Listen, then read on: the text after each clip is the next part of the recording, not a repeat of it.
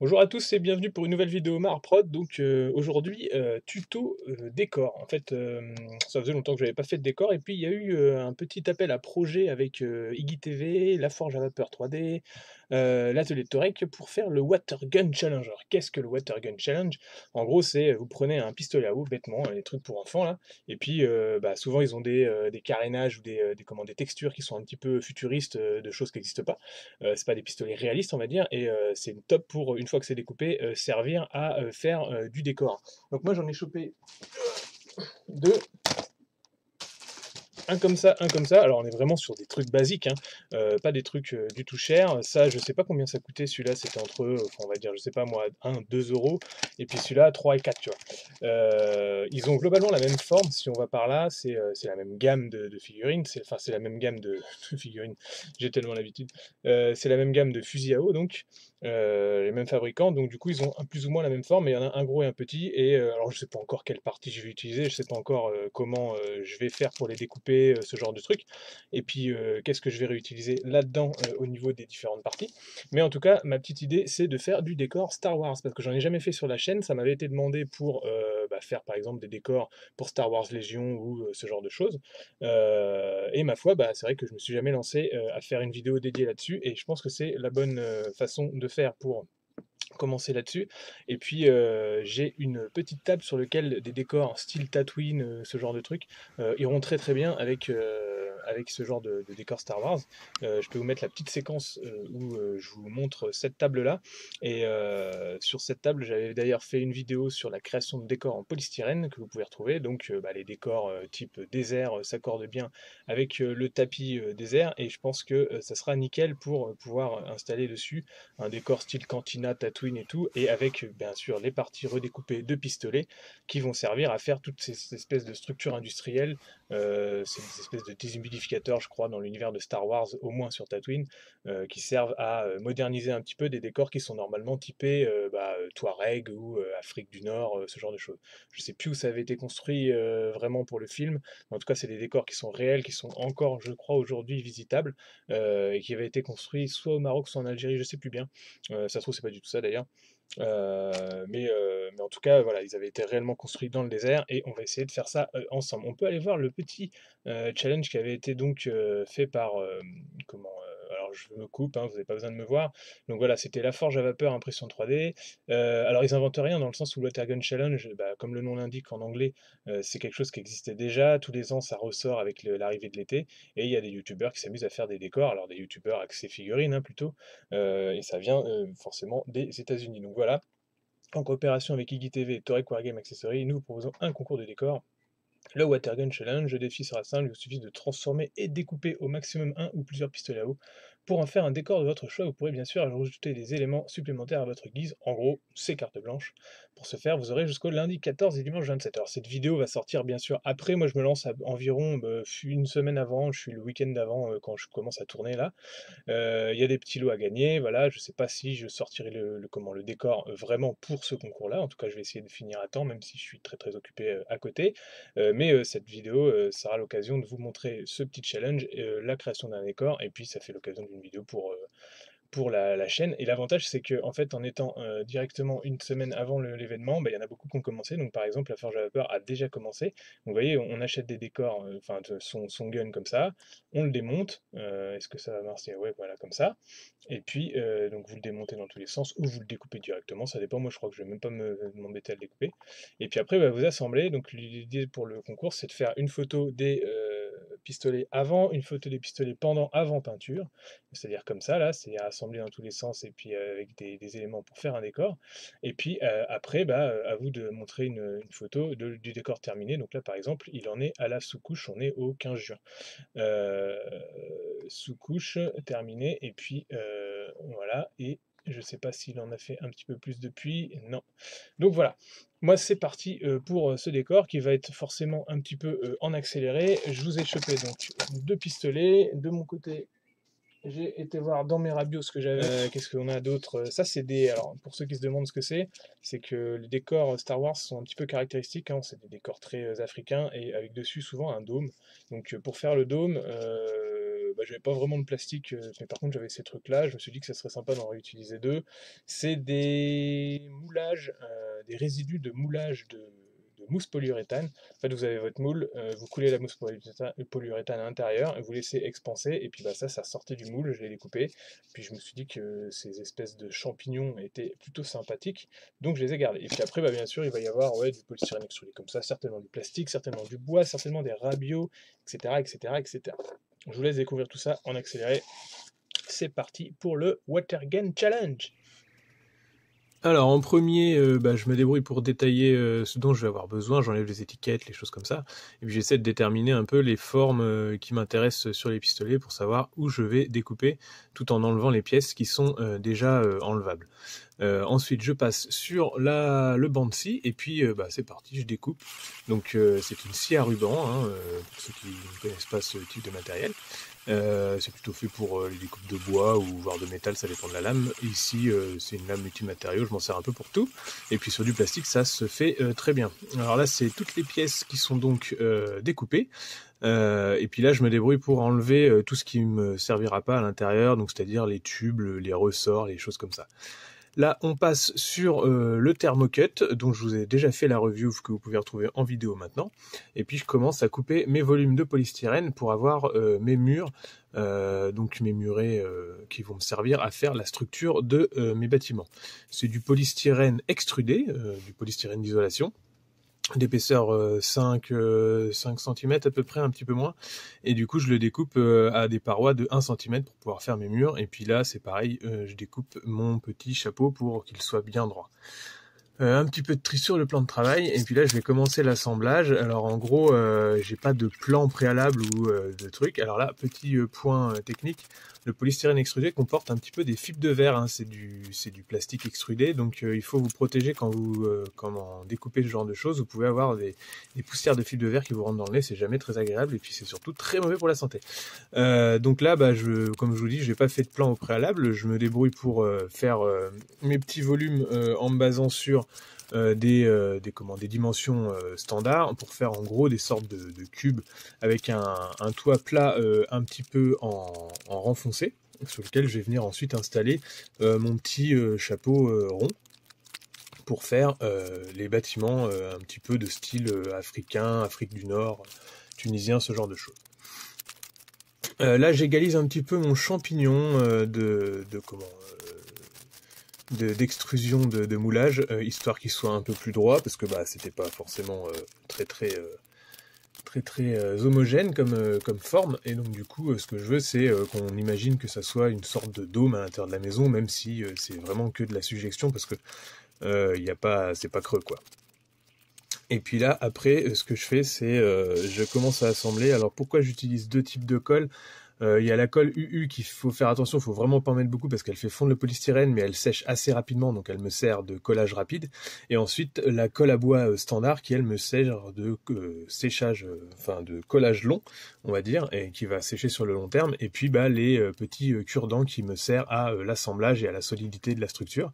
Et une fois que j'ai assemblé mes trucs, tous mes murs, je redonne un petit coup de colle sur les joints pour que ça puisse combler un petit peu les éventuels petits jours que le collage peut faire. Vous pouvez rajouter un petit peu de sable à cette étape-là pour faire un petit peu enduit de rebouchage.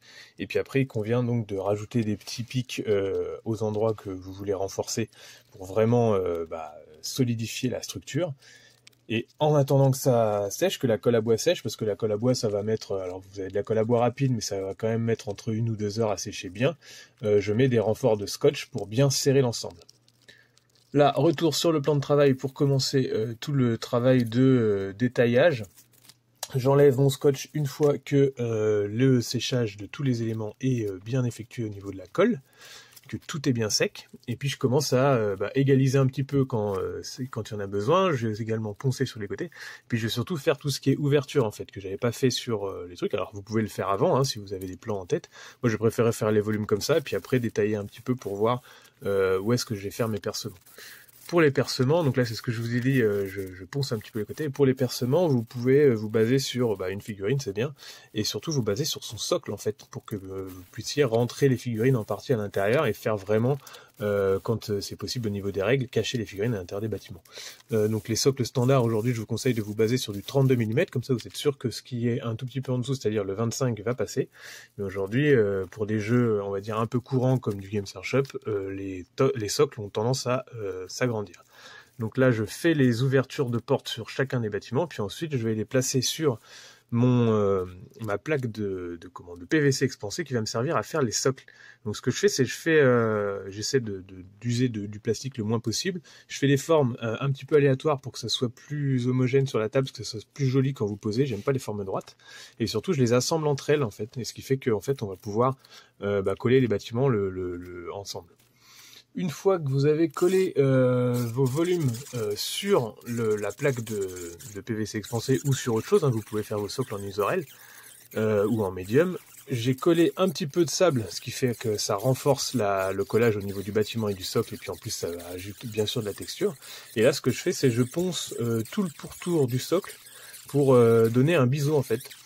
Ça fait une petite pente douce qui sert à faire un meilleur raccord entre votre tapis et votre socle. Je ponce un petit peu pour égaliser une fois que j'ai fini. Si vous n'avez pas de Dremel, comme la petite que je vous montre là, qui n'est pas une Dremel d'ailleurs, enfin comme si vous n'avez pas d'outils rotatifs pour vous aider dans le ponçage du bord de socle, vous pouvez le faire bien sûr à la main au cutter. Et là, début de peinture, bien sûr, tous mes socles et les bâtiments ont été au préalable enduits de colle à bois avec un mélange un petit peu de sable, ce qui fait que la colle à bois, une fois qu'elle a séché, va protéger votre polystyrène, parce que attention, si vous mettez de la bombe, je l'ai déjà dit sur mes tutos décor, sur du polystyrène nu, ça va vous faire fondre avec les solvants de la bombe, donc faites attention à ce que vous faites.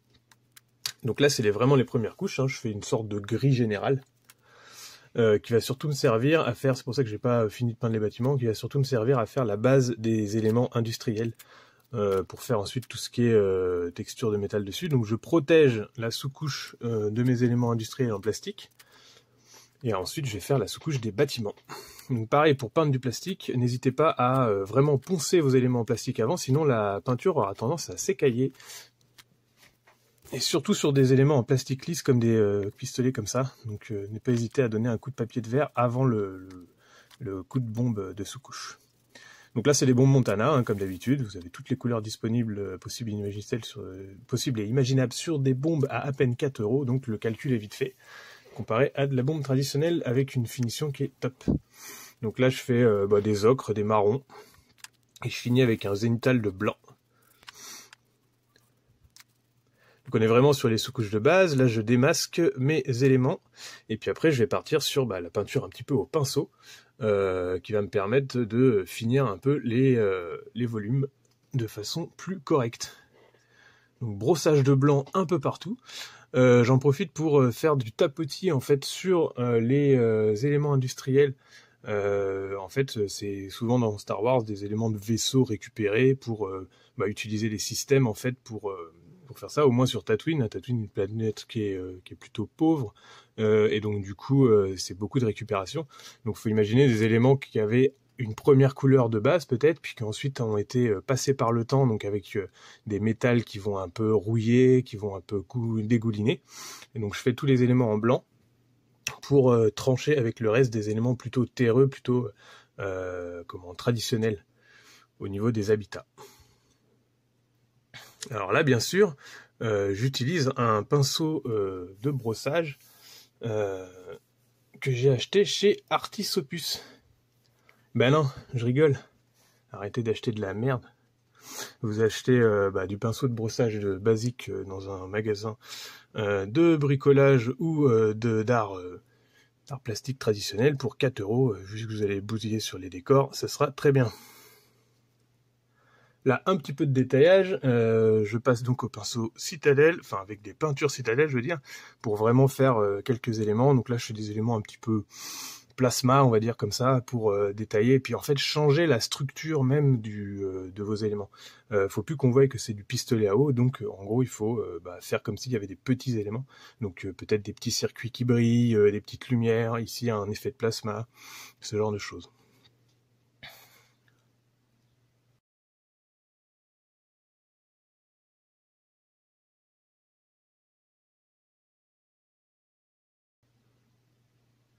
Donc je vous explique pas comment faire le plasma, hein, c'est du bleu foncé, petit à petit vous dégradez sur du bleu clair, et puis vous finissez par un blanc, pour vraiment faire l'effet d'OSL un petit peu. C'est assez simple, ça se fait bien sur des effets en relief comme ça. Alors bien sûr, il y en a certains qui pourront s'arrêter même aux étapes précédentes, hein, quand vous avez juste votre peinture à la bombe, si vous avez des décors à la chaîne à faire pour un tournoi, ça peut très bien comment suffire. Ici, j'essaie de détailler un tout petit peu plus, donc là je passe par exemple à ce que je vous ai dit au niveau des décors industriels, c'est-à-dire des salissures, on essaie d'imaginer ce que donnerait une chauffe sur certains éléments, ou alors la rouille, ou les coulures de saleté, ce genre de choses, et puis qui peuvent éventuellement aussi s'étendre un petit peu sur le bâtiment aux alentours. Quand vous avez une bouche d'aération, souvent ça chauffe un petit peu autour du bâtiment, donc du coup on peut imaginer que comment le noir se répand un petit peu sur le torchis basique. Donc là, j'ai presque fini les éléments. J'ai été un petit peu plus loin sur les détails. Donc j'ai rajouté par exemple des petits connecteurs d'ouverture sur le côté des portes. J'ai été rajouter des petits câbles électriques. Alors ça c'est du câble tout basique. Vous faites un trou avec une petite mèche et puis vous intégrez ça, vous le collez à la colle cyano. Ça peut rajouter du détail. Faut pas oublier que c'est des décors qui sont traditionnels dans le visuel général, mais par contre il faut les casser avec des éléments très industriels, très technologiques pour les changer de fonction et les emmener dans un univers de science-fiction. Ici, petit raccord sur un des tissus. Alors les tissus, c'est de la gaz, de la compresse de gaz comme en standard de pharmacie, là, que vous engluez avec de la peinture et vous la collez directement sur le bâtiment. Alors voilà pour ces décors. J'espère que ce petit tuto vous aura plu. En attendant, ça me fait des décors Star Wars sur la chaîne. J'ai poussé un petit peu plus les décors hors caméra, hein, donc c'est-à-dire rajouter un petit peu de brossage à droite à gauche, quelques petites touffes d'herbe. J'avais des impressions de casques de Stormtrooper que j'ai installés à droite à gauche, comme si un peu il y avait alors soit des déserteurs, soit des morts, hein. Et puis donc ici, je vous avais parlé des petits câbles, mais j'ai rajouté également des petits containers que j'avais dans ma boîte à Rabio. Donc, bah, pas hésiter à multiplier les petits détails, c'est ce qui accroche l'œil en fait et qui donne un petit peu plus de réalisme et de cohérence à un ensemble de décors. Et là, j'avais même un petit R2D2 qui me restait bah, dans un coin de la boîte, donc ça m'a permis de le peindre. Alors, c'est pas R2D2, c'est pas les couleurs d'R2D2, mais voilà. Sur celui-ci, j'ai laissé le piston amovible, ça me faisait marrer, pour donner un petit peu de fun à l'ensemble. C'était plutôt dans le principe une antenne. J'aurais pu faire un peu plus long et faire vraiment un élément simple, enfin un élément fin, je veux dire, assez solide, hein. C'est possible de faire quelque chose de solide, par exemple avec de la corde à piano ou ce genre de choses. Par contre, dans le sens où bah, c'est solide, quand on va taper dessus, ça va pas le casser. Mais par contre, c'est le premier truc qui va s'accrocher en partie. Donc déjà là, je trouve ça haut. Il y a des gens qui sont un petit peu maladroits qui vont accrocher ça en allant chercher leur figurine. Donc plus vous avez des éléments fins, même s'ils sont solides, faut penser que bah, en partie ça va pas forcément être très jouable. Donc voilà. Après j'ai fait en sorte que les portes soient fonctionnelles pour rentrer des figurines. Et puis si on part sur le dernier ici, on a donc encore des petits casques de Stormtrooper ici. Bien sûr, les dessous de décor sont... alors, vous pourrez enlever le film, comme ça fera un fini blanc, très bien. Bon, on fera ça plus tard. J'ai bien sûr fait une découpe pour pouvoir avoir accès à l'intérieur des bâtiments et vraiment y cacher des figurines pour les jeux qui en offrent l'occasion. Ça, c'est ce que je vous en parlais, c'est une fois que vous avez ce genre de truc, bon là, il n'y a pas vraiment de trou, mais on peut imaginer que c'est une sorte de bouche d'aération, et dessous, j'ai fait des coulures un petit peu pour renforcer le réalisme. Et donc celui-là, il a son petit tonnelet là, je sais pas ce que c'est, une sorte de cylindre qui s'ouvre, qui peut donc éventuellement rester comme ça et qui peut se mettre par exemple sur un autre décor pour changer un petit peu. Voilà, on peut imaginer le mettre à côté d'autres choses. Donc ça peut faire un petit plus. Par contre, même si j'ai poncé vraiment l'ensemble du décor, le côté frottement d'ici, là peut-être qu'il faudrait que je retaille pour éviter que ça frotte, fait que ça enlève un petit peu la peinture. On est sur des décors fonctionnels, mais qui ne doivent pas trop bouger au niveau des éléments en plastique, parce que le plastique reste relativement lisse et la peinture accroche pas terriblement dessus. Enfin, Dans l'idéal, il faudrait presque sabler ce genre de décor pour offrir une bonne adhérence à la peinture. J'espère que ce petit, tuto décor vous aura plu. N'hésitez pas à partager mon travail sur, la chaîne. Hem, c'est peut-être une table que je mettrai en vente, je sais pas, parce que moi personnellement je ne fais pas de Star Wars ou de Star Wars Légion, autre chose que X-Wing, du coup ça va pas me servir beaucoup ces décors-là. Donc peut-être qu'un jour vous les retrouverez sur un salon en vente ou alors, s'il y a des gens qui sont intéressés, n'hésitez pas à me contacter. Je peux également refaire ce genre de choses, hein, il n'y a pas de souci pour une commande. À bientôt à tous sur la chaîne et puis derrière des nouveaux projets figurines. Bon été!